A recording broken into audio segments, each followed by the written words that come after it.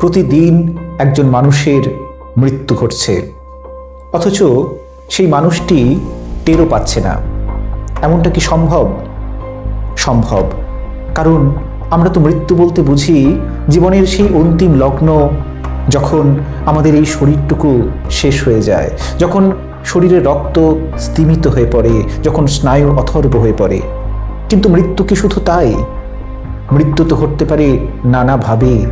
মানুষের নৈতিকতার মৃত্যু হয়, কল্পনার মৃত্যু হয়, অনুভবের মৃত্যু হয়, তার চিন্তার মৃত্যু হয়, স্বাধীনতার মৃত্যু হয়। আমরা কি সেই মৃত্যুর কথা কখনো ভেবে দেখেছি? আমরা ভাবি না, কারণ মৃত্যু বলতে আমাদের মধ্যে এই ধারণাই লুকিয়ে রয়েছে যে তখনই আমরা মরব যখন এই শরীরের শ্বাসটুকু ফুরিয়ে আসবে। কিন্তু মৃত্যু যে আরো কত গভীর এবং আরো কতভাবে মানুষের জীবনে নেমে আসে, একটি মানুষের জীবনে, একটি ব্যক্তির জীবনে, আমরা সে কথা ভাবি না। ভাবেন কবিরা এবং লেখেন। কবি শক্তি চট্টোপাধ্যায় মানুষ কিভাবে মরে এই প্রসঙ্গে লিখছেন। মানুষ কিভাবে মৃত হয়ে আছে নিজেও জানে না, জানে না বলেই মৃত। তার উপর বৃষ্টি দেয় মেঘ, বান দেয়, টান দেয়, কাছে থেকে দূরে নিয়ে যাবে এটুকু শপথ তার।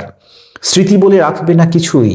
ফটোগ্রাফ, পা দুখানি কোনো মতে আলতায় রাঙানো, পা দুখানি বড় ছোট, মৃত্যুর অত্যন্ত পরে তোলা, রাঙা ভাঙা পদচ্ছাপ।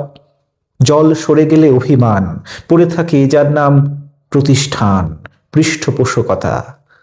মানুষ কিভাবে মৃত হয়ে আছে নিজেও জানে না, নিজেও জানে না বলে মরে যায় বিবাহের পর। সন্তানের বিশ্বরূপ দেখার পরেও মানুষের মৃত্যু হয়। পুনর্জন্ম আশা করে জলে মরে, বানে। বন্যা খুব তীক্ষ্ণ শব্দ, ও শব্দ আমার ক্ষতি করে মনে হয়। ভেসে যায় কোনো মতে শুয়োরের সাথে, ডাঙা থেকে টেনে আনা সাপ চলে সাঁতারে, আমার বেনো জল খুঁড়ে যায় মানুষের সংসারের সবই।